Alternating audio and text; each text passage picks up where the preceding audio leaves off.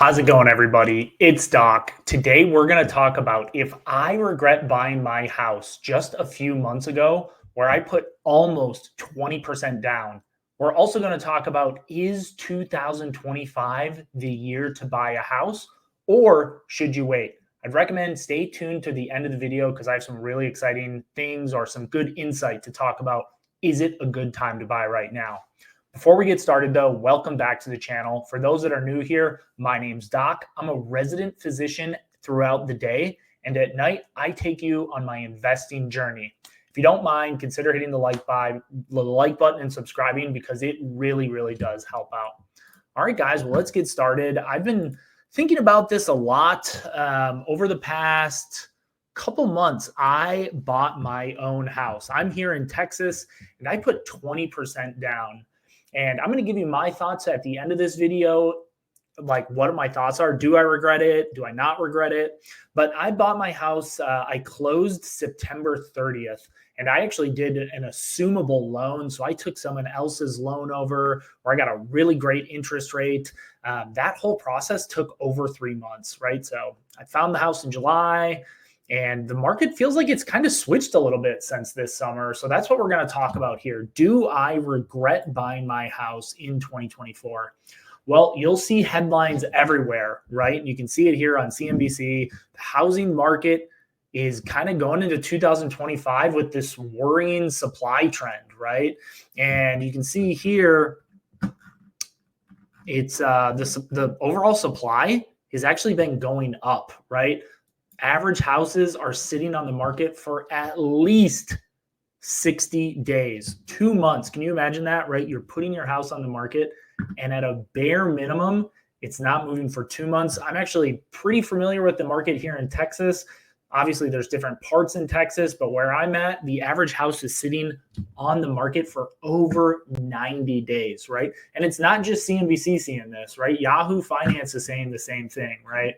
The housing market, hopefully it picks up this year, but it is going to be choppy. And choppy is a little bit of an understatement. Okay, so why are folks saying that we're going to have a large housing supply, which obviously affects price, right? Supply and demand going into this choppy market. Well, why is that? It's because the 10-year bond yields are really high, right? As you can see, starting in 2020, where the pandemic is, 10-year bond rates have been going crazy. You're asking yourself, like, Doc, I don't care about 10-year bond rates, 10-year yields. Why are you talking about this? Well, mortgage, that's the blue line here. Mortgage rates track the 10-year bond rates pretty well here, as you can see. There's a direct correlation. So right now, bond rates are pretty high. And I suspect that the market thinks that 10-year bond rates are really high because maybe the market thinks that we started cutting our interest rate too soon. So the bond market is in essence saying, okay, we're going to do what the Fed wouldn't do. So that's maybe one way to interpret it. Interest rates are really high, right? And a ton of people are talking about it. I really like this Rebel Capitalist. I'm actually going to give them a subscribe. I watch a bunch of his stuff. He's even saying that mortgage rates are soaring. And if you just do a quick search, the average interest rate right now for a prime lender, and a prime lender is someone that has outstanding credit, it's like close to 7%. And I'm filming this on January 1st, 2025. Interest rates are high. And right when you have high interest rates, that's going to cause less buyers to enter the market, which then in turn will cause an increase in inventory. And it's just simple supply and demand. When you have less buyers or less demand and more supply, i.e. an increasing inventory, prices are gonna go down. This tweet really says it all. This is about the Texas housing market. Like I said, I'm in Texas. Our housing supply right now has been at its highest in the last 8 years, since 2017. Which is wild, right? This is a massive increase, over 25% year over year, and over 263% from the pandemic lows, right? You can see right here, the pandemic, this was the housing market supply, and it makes sense, right? During the COVID era, everybody was buying a house because interest rates were so low. Well, we've crossed our pre-pandemic levels, and now the Texas housing inventory is at its highest levels, right? And again, because there's so many houses on the market, that's what's causing house prices to be stagnant or even dip in a lot of places. Austin got hit really, really hard. Other areas in Texas have gotten hard as well. But this rising demand is hurting home sales, and it's projected that it's going to make, right? You saw the headlines, choppy paths ahead for the overall housing market. I really like this because a couple years ago, Texas was a state that people were flocking to. That is not the case anymore. So if you look at this map, blue shows areas where people are moving from, or put differently, people are leaving areas on this map in blue. And this makes sense. It's no surprise that people are leaving California and New York, where the cost of living is super, super high. Not to mention state taxes, in addition to federal taxes, are really, really high. You can see Texas is now a neutral area, as is the majority of the country. These darker areas here, this is where folks are moving to. So, right, top 10 areas that people are moving to. I know Sacramento's high, but overall, California as a net, more people are leaving California. It's really interesting, though. You're getting a lot of these, Rust Belt, southern part of the U.S. people are moving to. Las Vegas is on here. I'm obviously very biased to Las Vegas. Lived there for 10 years. Awesome place to live. I think it's like the greatest city in the world. I did my undergrad at University of Nevada, Las Vegas. Vegas is awesome. That's kind of my 2 cents there. So the whole reason that I'm showing you guys this map is Texas used to be a place that folks were moving to, and now it's just neutral, right? So I'm using this to kind of build a thesis of, do I regret buying my house here in Texas, where again, I put 20% down. So I put a significant amount of capital down. And sometimes I ask myself, like, could I have used it more efficiently? And I'll give you an answer on that in just a sec. So the other thing that I wanted to look at, this is the stock ACR. This is a REIT, right? They hold real estate. This is the last 3 months. You can see it's down over the last 3 months. Not a ton. It's actually up quite a bit within the last year. So REITs are doing well. What about just obvious residential real estate owners, right? They bought their home. So I thought we would do a little bit of a thought experiment, right? Do I regret buying my house in 2024? Again, I put almost 20% down. So right now, the current value of my house is about $335,000. And I actually bought it for $335,000. I think the Zillow estimate or the Zestimate when I bought the house was $344,000. I kind of knew that the market was going to downtrend a little bit for the next year or so. So I offered $330,000 and they took it, which I was super, super happy about. So let's just kind of go through this experiment because I'm going to build a case on, do I regret buying my house or don't I? So the current value, it's $335,000. That's actually what I bought it for.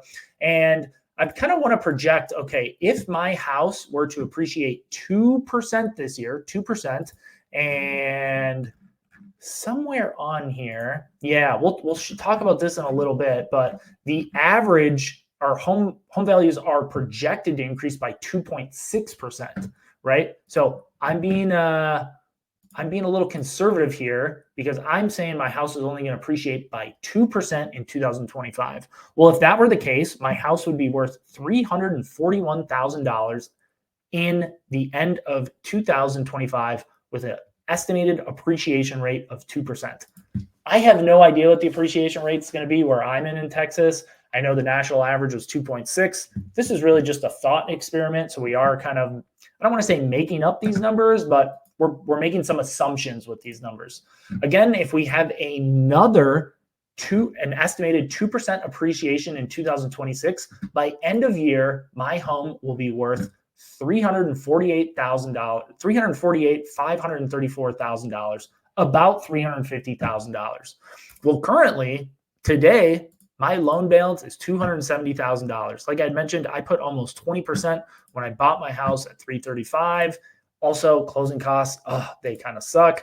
But I used a mortgage amortization calculator to figure out what would be my loan balance end of year 2025. So approximately, I pay $6,000 to $7,000 off per year with my mortgage payments. That's because when I assumed this loan, it was a 3.25% interest rate. That's one of the reasons why it took so long to buy my house, is because of the assumption process. But I wanted to do it because it was a great interest rate at the time. When I bought it this summer, rates were over 7%, right? So I was happy to get the 3.2% interest rate. All right, well, let's continue with this, right? End of year, my loan balance, right? If I just keep paying my mortgage, which obviously I'm going to, my loan balance on my home will be $257,000, okay?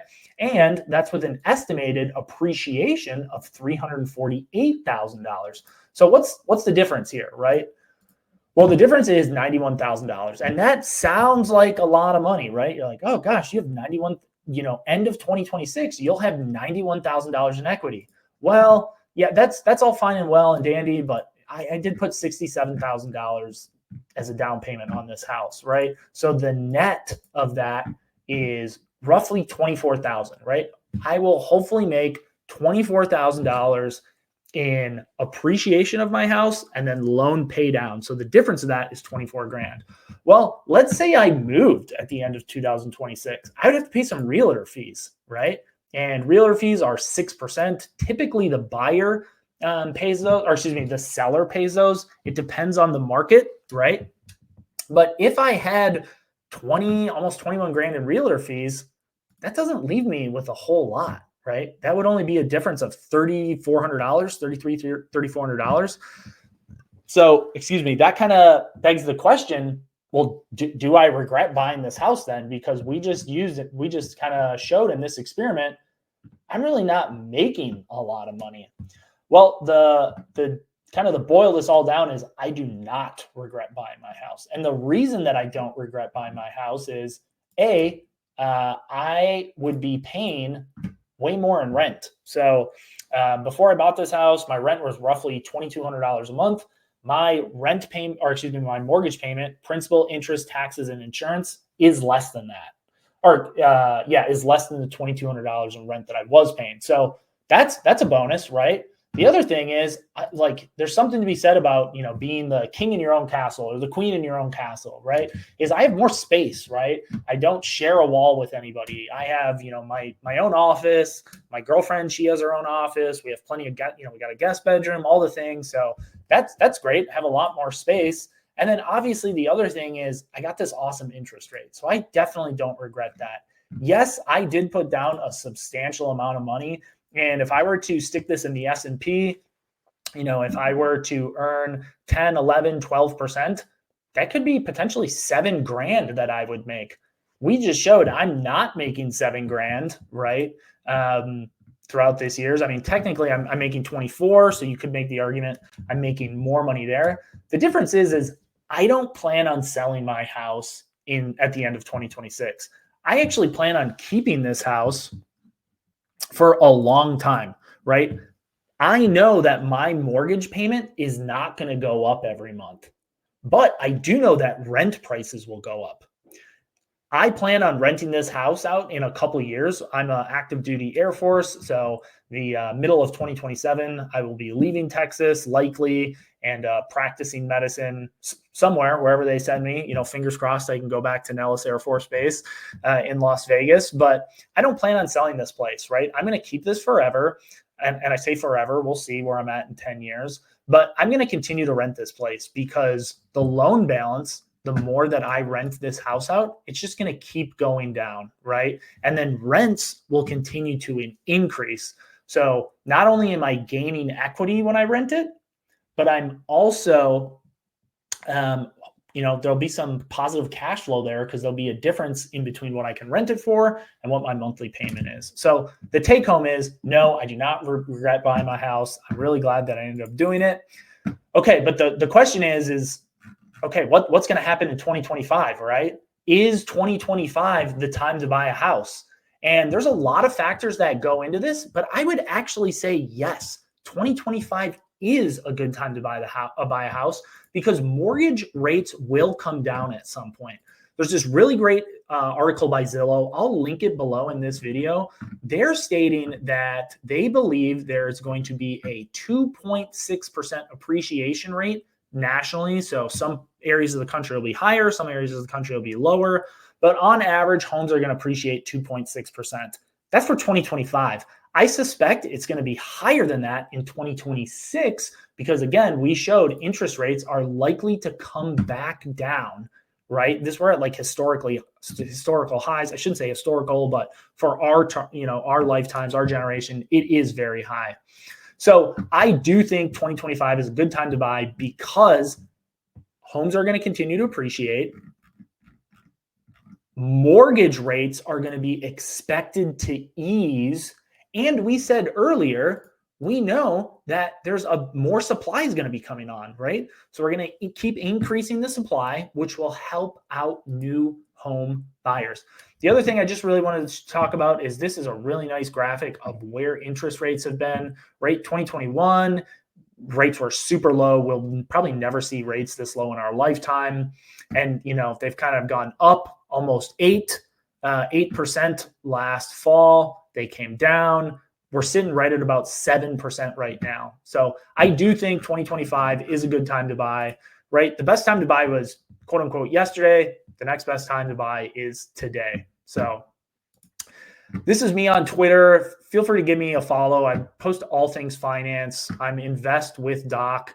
And you guys can check out other videos that I do. But if you guys got any value out of this at all, consider hitting the like button, subscribing, and let me know. Tell me in the comments, what videos do you guys want to see in 2025? And do you agree with me? Do you think 2025 is the time to invest? Let me know, and I'll see you guys in the next video.